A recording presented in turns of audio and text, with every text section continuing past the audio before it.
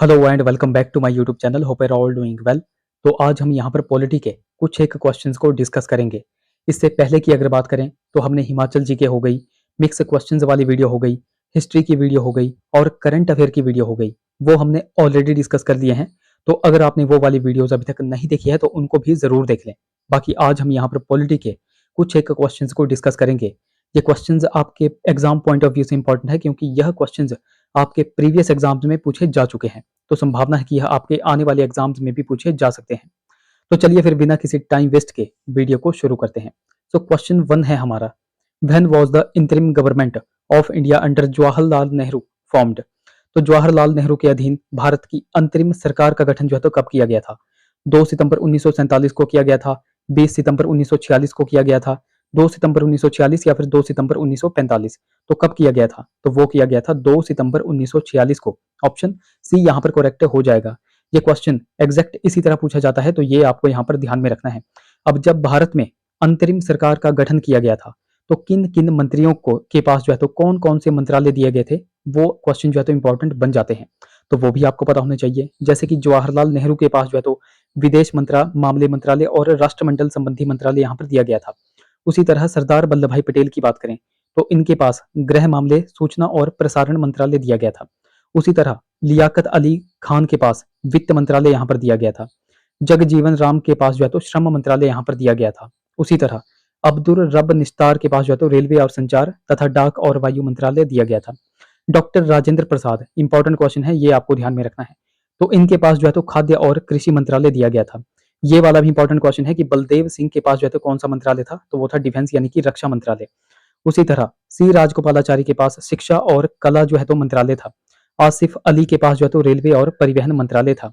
और लास्ट में आपको ध्यान में रखना है जॉन मथाई के पास जो है तो अंतरिम सरकार जब बनी थी तो इनके पास जो है तो उद्योग और आपूर्ति मंत्रालय था। तो ये कुछ एक क्वेश्चंस हैं जो कि बहुत बार एग्जाम्स में पूछे जाते हैं, जो कि आपको ध्यान में रखने हैं। अच्छा, कुछ और भी क्वेश्चंस हैं जो कि आपको पता होने चाहिए। तो कुछ बेसिक क्वेश्चंस हम बहुत पहले डिस्कस किया करते थे, तो चलो आज भी हम उनको देख लेते हैं। जैसे कि संविधान सभा की पहली बैठक जो है तो कब हुई थी? तो संविधान सभा की पहली बैठक हुई थी 9 दिसंबर 1946 को। और ये बैठक हुई कहाँ पर थी? तो ये हुई थी नई दिल्ली में, कौंसिल चैम्बर के पुस्तकालय भवन में। कहाँ पर हुई थी? न्यू दिल्ली में, कौंसिल चैम्बर के पुस्तकालय भवन में। इस सभा में जो है तो किसे अस्थायी अध्यक्ष चुना गया था? तो वो चुना गया था डॉक्टर सच्चिदानंद सिन्हा को। बट आप सभी को पता है कि बाद में 11 दिसंबर को, बाद में क्या हुआ था, 11 दिसंबर 1946 को डॉक्टर राजेंद्र प्रसाद को जो है तो इसका स्थायी अध्यक्ष बना दिया गया था। ये भी आपने ध्यान में रखना है। तो 9 दिसंबर की डेट आपको पता चल गई, 11 दिसंबर की डेट पता चल गई, और एक इंपॉर्टेंट डेट है 13 दिसंबर की, 13 दिसंबर 1946 को। तो इस दिन क्या हुआ था? तो इस दिन जो है तो जवाहरलाल नेहरू ने उद्देश्य प्रस्ताव पास किया था। ये आपको यहाँ पर ध्यान में रखना है। ये वाला इंपॉर्टेंट क्वेश्चन है कि जवाहरलाल नेहरू ने उद्देश्य प्रस्ताव कब पास किया था, या फिर कब जो है तो उद्देश्य प्रस्ताव लाया गया था? तो वो लाया गया था 13 दिसंबर 1946 को। बट एक और क्वेश्चन यहाँ पर बनता है कि उद्देश्य प्रस्ताव को कब जो है तो स्वीकृति मिली थी? तो वो मिली थी 22 जनवरी 1947 को। ये वाला क्वेश्चन जो है तो इंपॉर्टेंट है। ये वाला क्वेश्चन अब एग्जाम्स में पूछा जाता है। तो ये कुछ एक बेसिक से क्वेश्चन हमने यहाँ पर देखे जो कि आपको ध्यान में रखने हैं। ओके, अगले क्वेश्चन की बात करें तो नेक्स्ट क्वेश्चन है, विच of the following is not a constitutional body. तो निम्नलिखित में से कौन जो है तो संवैधानिक निकाय नहीं है? तो नहीं आपसे यहाँ पर पूछा गया है, तो कौन सा नहीं है? तो ऑप्शंस के हिसाब से अगर देखा जाए तो ऑप्शन बी यहाँ पर करेक्ट हो जाएगा। नीति आयोग जो है तो एक संवैधानिक निकाय नहीं है। अब यहाँ पर बात की गई है कॉन्स्टिट्यूशनल बॉडी यानी कि संवैधानिक निकाय की। तो कॉन्स्टिट्यूशनल बॉडी होती क्या है, ये भी आपको पता होना चाहिए। तो यह वह संस्था होती है जिनका उल्लेख जो है तो भारतीय संविधान में किया गया होता है। तो ये आपको यहाँ पर ध्यान में रखना है। अब यहाँ पर बात आई है नीति आयोग की। तो नीति आयोग से कुछ एक क्वेश्चंस बनते हैं जो कि आपको पता होने चाहिए। जैसे कि नीति आयोग एक थिंक टैंक है, ये आपको पहले तो पता होना चाहिए। और यह जो है तो एक कॉन्स्टिट्यूशनल बॉडी नहीं है। तो यह क्या है? यह एक एग्जीक्यूटिव बॉडी है, ये आपको ध्यान में रखना है। इसकी स्थापना कब की गई थी? तो नीति आयोग की स्थापना जो है तो 1 जनवरी 2015 को की गई थी। अच्छा, किसके स्थान पर जो है तो नीति आयोग की स्थापना की गई थी? तो योजना आयोग के स्थान पर जो है तो नीति आयोग की स्थापना की गई थी। अब यहाँ पर मैंने बोला कि योजना आयोग के स्थान पर जो है तो नीति आयोग की स्थापना की गई थी। योजना आयोग यानी कि प्लानिंग कमीशन। तो प्लानिंग कमीशन की स्थापना कब की गई थी, ये भी आपको पता होना चाहिए। तो प्लानिंग कमीशन की स्थापना हुई थी 15 मार्च 1950 को। और प्लानिंग कमीशन को कब जो है तो डिसॉल्व कर दिया गया था, ये भी आपको ध्यान में रखना है। अब कुछ एक बच्चे क्या करते हैं, प्लानिंग कमीशन को कब डिसॉल्व किया गया था? उसको जो है तो नीति आयोग से जोड़ देते हैं। जैसे कि 1 जनवरी 2015 को जो है तो नीति आयोग की स्थापना हुई, तो वो ये मान करके चलते हैं कि प्लानिंग कमीशन को जो है तो डिसॉल्व भी 1 जनवरी 2015 को ही किया गया होगा, बट ये गलत है। तो कब जो है तो प्लानिंग कमीशन को डिसॉल्व किया था, तो वो किया गया था 13 अगस्त 2014 को। कब किया था? 13 अगस्त 2014 को जो है तो प्लानिंग कमीशन को डिसॉल्व कर दिया गया था, और ये वाला क्वेश्चन भी बहुत बार एग्जाम में पूछा गया है। अच्छा, प्रेजेंट की अगर बात करें तो प्रेजेंट में नीति आयोग के अध्यक्ष कौन है? तो नीति आयोग के अध्यक्ष कौन होते हैं? तो वो होते हैं प्राइम मिनिस्टर यानी कि नरेंद्र मोदी। और प्रेजेंट की अगर बात करें नीति आयोग के सीईओ कौन है? तो वो हैं बीबीआर सुब्रमण्यम। और वाइस चेयरपर्सन कौन है? तो वो हैं सुमन बेरी। ये भी आपको ध्यान में रखना है। अच्छा, ऑप्शन ए में है इलेक्शन कमीशन। ऑप्शन ए में है इलेक्शन कमीशन। तो इलेक्शन कमीशन से भी कुछ एक क्वेश्चन बनते हैं जो कि आपको ध्यान में रखने हैं। जैसे कि इलेक्शन कमीशन की स्थापना कब की गई थी? तो इसकी स्थापना जो है तो 25 जनवरी 1950 को की गई थी। ये आपको पहले तो पता होना चाहिए। उसके बाद एक क्वेश्चन बनता है कि भारतीय संविधान के किस आर्टिकल और किस भाग में जो है तो निर्वाचन यानी कि इलेक्शन का वर्णन यहाँ पर किया गया है? तो भारतीय संविधान का ऐसा कौन सा भाग है या फिर कौन सा आर्टिकल है जिसमें निर्वाचन यानी कि इलेक्शन के बारे में बताया गया है? तो आर्टिकल 324 से लेकर के 329 तक इलेक्शन यानी कि निर्वाचन के बारे में बताया गया है। और अगर आपसे भाग पूछेंगे तो भाग 15 में इसका उल्लेख किया गया है। ये भी आपको यहाँ पर पता चल गया। अच्छा, यहाँ पर अगर मैं पूछूं आपसे कि वर्तमान में इलेक्शन कमिश्नर कौन है? तो वर्तमान में इलेक्शन कमिश्नर कौन है? तो वह है ज्ञानेश कुमार। कौन है? ज्ञानेश कुमार। अच्छा, ये जो इलेक्शन कमीशन होता है इसमें एक अध्यक्ष होता है और दो जो है तो अन्य सदस्य होते हैं। तो एक अध्यक्ष तो मैंने आपको यहाँ पर बता दिया कि कौन है, तो वो है ज्ञानेश कुमार। ये जो दो अध्यक्ष होते हैं तो इनके भी नाम आपको ध्यान में रखने हैं। ये वाला क्वेश्चन भी बहुत बार एग्जाम में बनता है। तो जो दो अन्य हैं वो हैं, एक तो है विवेक जोशी और एक है सुखवीर सिंह संधू। ये भी आपको ध्यान में रखना है। तो ये भी कुछ एक क्वेश्चन आपको पता होने चाहिए। अच्छा, ऑप्शन सी में है फाइनेंस कमीशन। तो फाइनेंस कमीशन से आपको पूछा जाता है कि फाइनेंस कमीशन का वर्णन जो है तो किस आर्टिकल में दिया गया है? तो आर्टिकल 280 में जो है तो फाइनेंस कमीशन के बारे में बताया गया है। वो भी आपको पता होना चाहिए। ऑप्शन डी में है कंट्रोलर एंड ऑडिटर जनरल, जिसको हम कैग कहते हैं। तो कैग का वर्णन जो है तो भारतीय संविधान के किस आर्टिकल में दिया गया है? वो भी आपको पता होना चाहिए। तो आर्टिकल 148 में जो है तो कैग का वर्णन दिया गया है। तो ये कुछ एक क्वेश्चंस हमने यहाँ पर देखे जो कि आपको बिल्कुल ध्यान में रखने हैं। तो नेक्स्ट हमारा क्वेश्चन है हमारा, which of the following articles of the Indian constitution mentions the right to form cooperative societies? तो भारतीय संविधान के निम्नलिखित में से किस अनुच्छेद में सहकारी समितियों के गठन के अधिकार का उल्लेख किया गया है? तो कहां पर किया गया है? तो वो किया गया है आर्टिकल 19 में। अब आर्टिकल 19 में कौन से क्लॉज में किया गया है वो भी आपको यहाँ पर पता होना चाहिए। तो आर्टिकल 19 के क्लॉज सी में यहाँ पर बोला गया है, ऑप्शन डी यहाँ पर करेक्ट हो जाएगा। अब आर्टिकल 19 की यहाँ पे बात आई है, तो देखो दो तीन पॉइंट्स आपको पता होने चाहिए। जैसे कि आर्टिकल 19 को संविधान की रीढ़ यानी कि बैकबोन ऑफ कॉन्स्टिट्यूशन कहा जाता है। आर्टिकल 19 में 6 प्रकार के अधिकार यानी कि राइट्स यहाँ पर दिए गए हैं। अब वह 6 अधिकार कौन कौन से हैं वो मैंने यहाँ पर लिख दिए हैं, वो आपको यहाँ पर ध्यान से सुनने हैं। जैसे कि आर्टिकल 19 क्लॉज ए में क्या बोला गया है? वाक और अभिव्यक्ति की स्वतंत्रता दी गई है। आर्टिकल 19 क्लॉज बी में शांतिपूर्ण और हथियार रहित सम्मेलन की स्वतंत्रता दी गई है। आर्टिकल 19 क्लॉज सी में संगम, संघ या सहकारी समिति बनाने का अधिकार यहाँ पर दिया गया है, जो कि आपसे क्वेश्चन में पूछा गया था। उसके बाद 19 क्लॉज डी में भारत में किसी भी राज्य में अबाध संचरण का अधिकार यहाँ पर दिया गया है। उसके बाद आर्टिकल 19 क्लॉज ई में भारत के किसी भी भाग में निवास करने व बस जाने का अधिकार यहाँ पर दिया गया है। और आर्टिकल 19 जी में कोई वृत्ति, उपजीविका, व्यवसाय या व्यापार करने का अधिकार यहाँ पर दिया गया है। तो ये कुछ एक पॉइंट्स हैं जो कि आपको यहाँ पर ध्यान में रखने हैं। तो आर्टिकल 19 आपको पता चल गया कि आर्टिकल 19 क्या-क्या कहता है। उसी तरह कुछ और आर्टिकल की भी अगर बात करें, जैसे कि आर्टिकल 18। आर्टिकल 18 क्या कहता है? तो यह उपाधियों की अंत की बात करता है, यानी कि एबोलिशन ऑफ टाइटल्स की बात करता है। उसी तरह आर्टिकल 17 भी इंपॉर्टेंट है, तो यह अनटचेबिलिटी यानी कि अस्पृश्यता के अंत की बात करता है। उसी तरह आर्टिकल 16 क्या बोलता है? तो आर्टिकल 16 इक्वालिटी ऑफ अपॉर्चुनिटी यानी कि लोक नियोजन में विषय में अवसर की समानता की बात करता है। उसी तरह आर्टिकल 15 की अगर बात करें, तो आर्टिकल 15 राज्य जो है तो किसी भी नागरिक के प्रति केवल धर्म, जाति, वंश, लिंग, जन्म स्थान पर भेदभाव नहीं करेगा, इसके बारे में हमें बताता है। तो ये कुछ एक इंपॉर्टेंट आर्टिकल्स हैं जो कि आपको यहाँ पर पता होने चाहिए। नेक्स्ट क्वेश्चन की बात करें, सो क्वेश्चन है हमारा, which is the banker of the bank?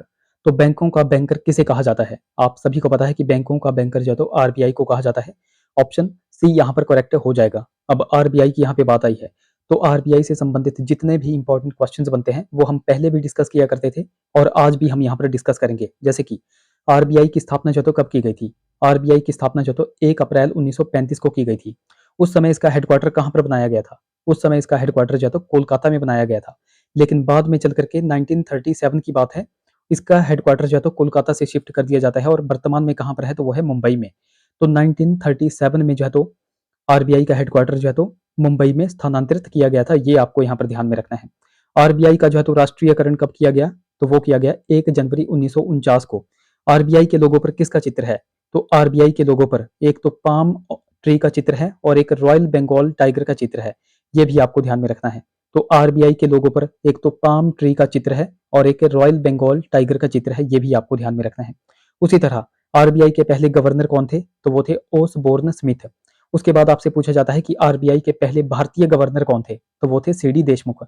उसी तरह प्रेजेंट की अगर बात करें तो प्रेजेंट में आरबीआई के गवर्नर कौन है, तो वो है संजय मल्होत्रा, जो कि 26वें नंबर के गवर्नर हैं। तो ये कुछ एक इंपॉर्टेंट क्वेश्चंस हमने आरबीआई से संबंधित देखे जो कि आपको ध्यान में रखने हैं। अच्छा, ऑप्शन ए में है आईडीबीआई।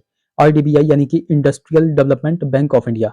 इसकी स्थापना कब की गई थी, तो इसकी स्थापना 1964 को की गई थी और इसका हेडक्वार्टर कहाँ पर है, तो वो है मुंबई में, जो कि आपको ध्यान में रखना है। उसी तरह ऑप्शन डी में है एचडीएफसी। इसकी फुल फॉर्म क्या होती है, तो एचडीएफसी बैंक की फुल फॉर्म है हाउसिंग डेवलपमेंट फाइनेंस कॉर्पोरेशन। इसकी स्थापना कब की गई थी, देखो एचडीएफसी बैंक की स्थापना कब की गई थी, 1994 में। और ये वाला क्वेश्चन बहुत बार एग्जाम में बन रहा है, ये आपको ध्यान में रखना है। एचडीएफसी का हेडक्वार्टर कहाँ पर है, तो वो है मुंबई में, जो कि आपको पता होना चाहिए। अच्छा, ऑप्शन बी में है SBI, state bank of India. तो स्टेट बैंक ऑफ इंडिया की स्थापना कब की गई थी, तो इसकी स्थापना जो है तो 1955 में की गई थी।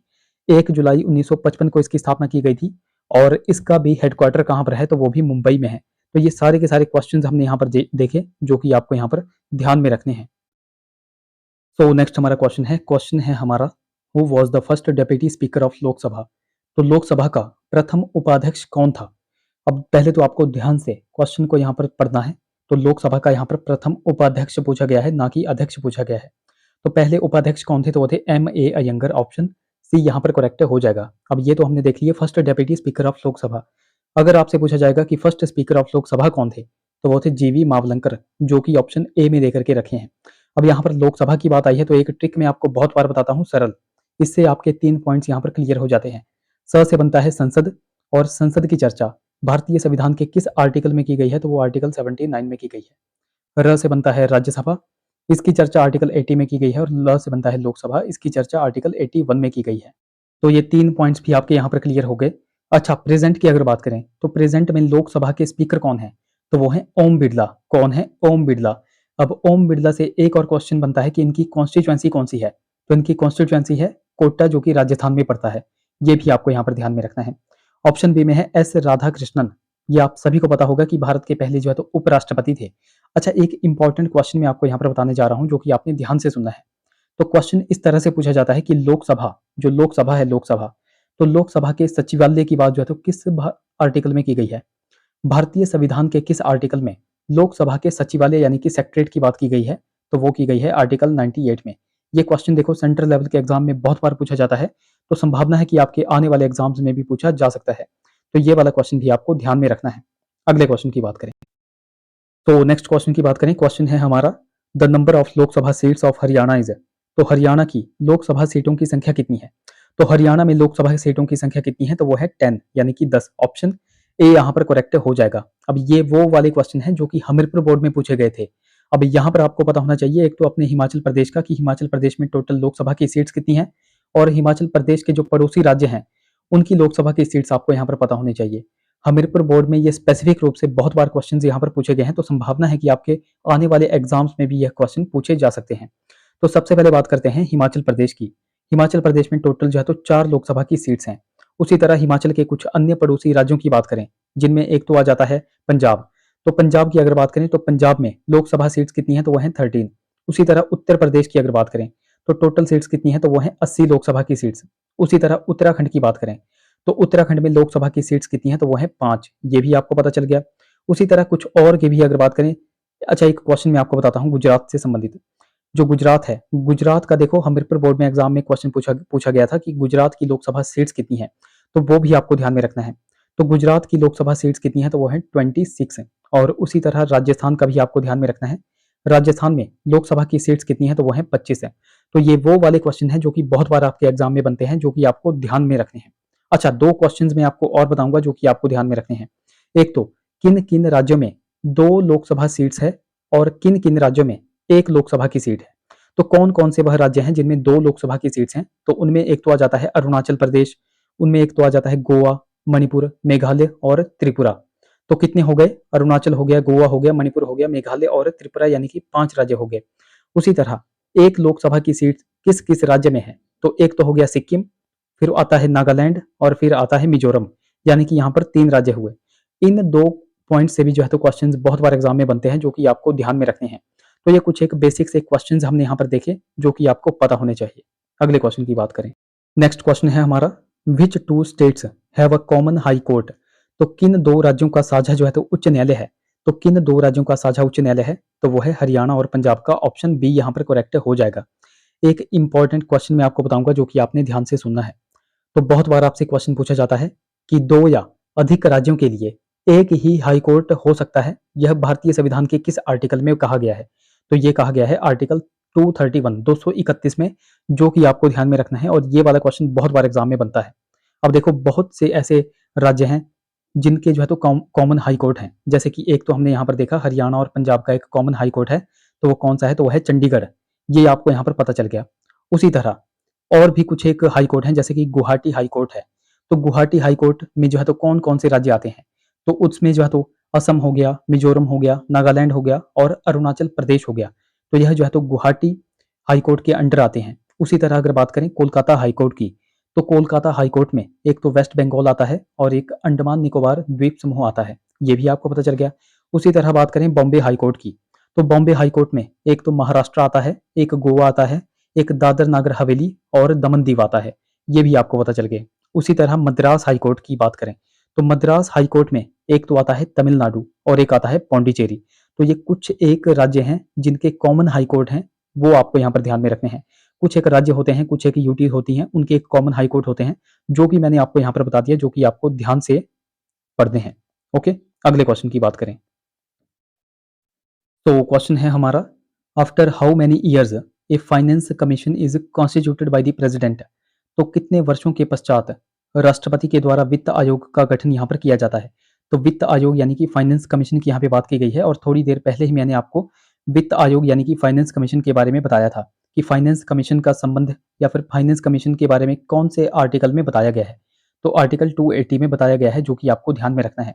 बट यहाँ पर क्वेश्चन पूछा गया है कि कितने वर्षों के पश्चात राष्ट्रपति के द्वारा जो है तो वित्त आयोग का गठन किया जाता है? तो वो किया जाता है लगभग 5 वर्ष के बाद। ऑप्शन बी यहाँ पर करेक्ट हो जाएगा। तो एक पॉइंट तो आपको यहाँ पर पता चल गया कि 5 वर्ष के बाद जो है तो वित्त आयोग का गठन किया जाता है।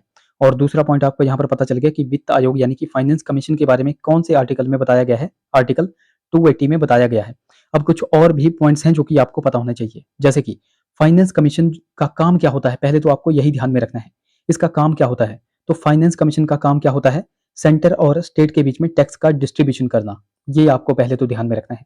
कुछ और भी क्वेश्चंस बनते हैं, जैसे कि फाइनेंस कमीशन में टोटल सदस्य कितने होते हैं? तो फाइनेंस कमीशन में टोटल सदस्य होते हैं 5। इनमें 1 जो है तो अध्यक्ष होता है और 4 जो है तो अन्य सदस्य होते हैं। ये आपको यहाँ पर पता चल गया। और अच्छा, 1 अध्यक्ष होता है। तो वर्तमान की अगर बात करें तो वर्तमान में अध्यक्ष कौन है? तो वो है डॉक्टर अरविंद पनघड़िया। ये भी आपको ध्यान में रखना है। और ये जो फाइनेंस कमीशन का अध्यक्ष होता है, इसकी योग्यता किसके बराबर होती है?